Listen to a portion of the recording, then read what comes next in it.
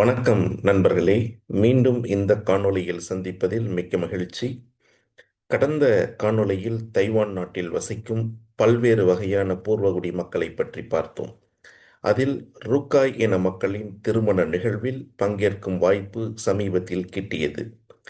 தைவானின் தெற்கு பகுதியில் பிங்துங் மாகாணத்திற்கு உட்பட்ட பகுதியில் உயர்ந்த மலைத்தொடர்கள் நிரம்பியிருக்கும். அழகான காடுகள் நிறைந்து மடிப்பு மடிப்பாக காணப்படும் மலைகளின் ஊடாக பயணித்தால் வருவது ஊட்டாய் என்ற நகரம் ஆகும். 6 கிராமங்களை உள்ளடக்கிய இந்த பகுதியில் சற்றொப்ப 3250 ரூக்காய் இன மக்கள் வசிக்கின்றனர். அங்குதான் கடந்த நவம்பர் 22ஆம் தேதியன்று மாவ்லின் தேசிய இயற்கை பகுதி நிர்வாகத்தின் சார்பாக ருக்காய் என திருமண நிகழ்விற்கு ஏற்பாடு செய்திருந்தனர்.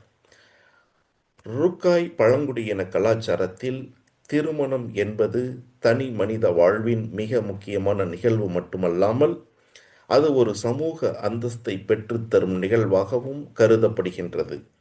இது இரு குடும்பங்களை இணைப்பதுடன் வெவ்வேறு குடும்பங்களுக்கு இடையே ஒரு வலுவான உறவு பாலத்தையும் உருவாக்குகின்றது.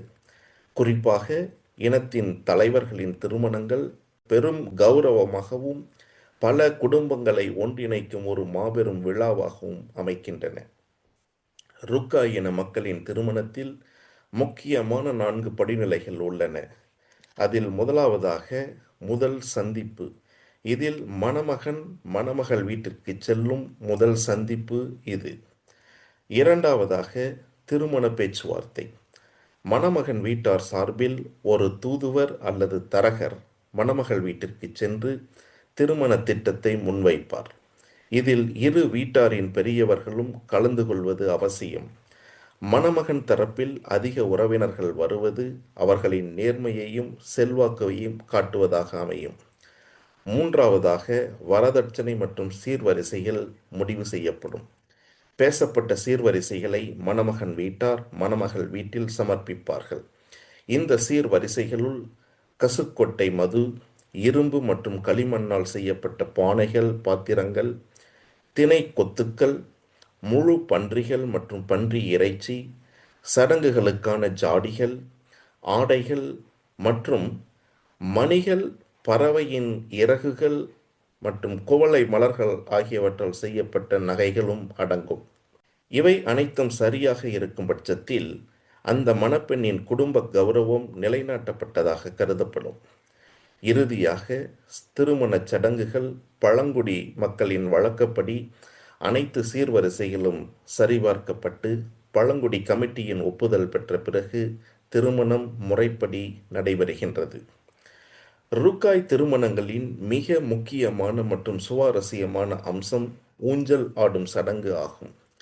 இது தொடக்கத்தில் பூர்வகுடி தலைவர்களின் வீட்டு பெண்களுக்கு மட்டுமே உரிய உரிமையாக இருந்தது.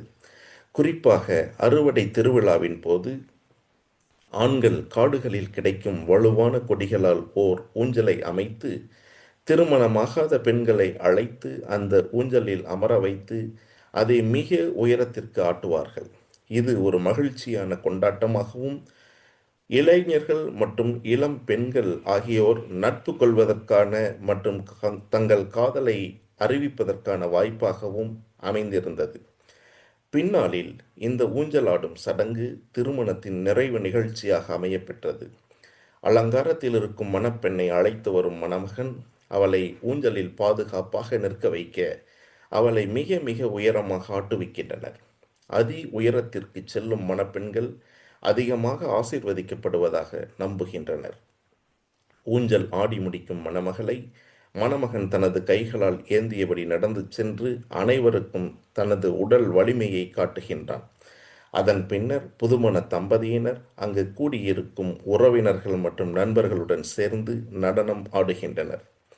அதற்கடுத்து விருந்து நடைபெற்று முடிந்தவுடன் திருமணச் சடங்குகள் முடிவுறுகின்றன. அதன் பின்னர் மணமகள் தனது வீட்டை விட்டு வெளியேறும்போது மணமகனின் நண்பர்களும் உறவினர்களும் அவளை ஒரு பல்லக்கில் அமர வைத்து சுமந்து மணமகனின் வீட்டிற்கு அழைத்துச் செல்வார்கள். ஊர் மக்கள் அனைவரும் வழிநடுக நின்று தம்பதியினரை வாழ்த்தி விடை கொடுப்பார்கள். இப்போது அரசு மற்றும் சுற்றுலாத்துறையினரால் நடத்தப்படும் இந்த பூர்வகுடி திருமணங்களில் பூர்வகுடி அல்லாதவர்களும் பூர்வகுடிகளின் முறையில் திருமணம் செய்து கொள்ள விரும்பினால் இந்த நிகழ்வில் கலந்து கொண்டு திருமணம் செய்து கொள்ளலாம். எனவே நீங்கள் இந்த காணொளியில் காணும் எல்லோருமே பூர்வகுடியைச் சேர்ந்த மணமக்கள் இல்லை எனினும் திருமண நடைமுறைகள் அனைத்தும் பூர்வகுடிகளின் பாரம்பரியத்தை பின்பற்றி நடைபெற்றது. மிகவும் அரிதாகவே காண கிடைக்கும் இது போன்ற நிகழ்வுகளில் நாங்கள் கலந்து கொள்ள நேரிட்டதிலும் அதை உங்களுக்கு காணொளியாக்கி கொடுத்ததிலும் மிக்க மகிழ்ச்சி.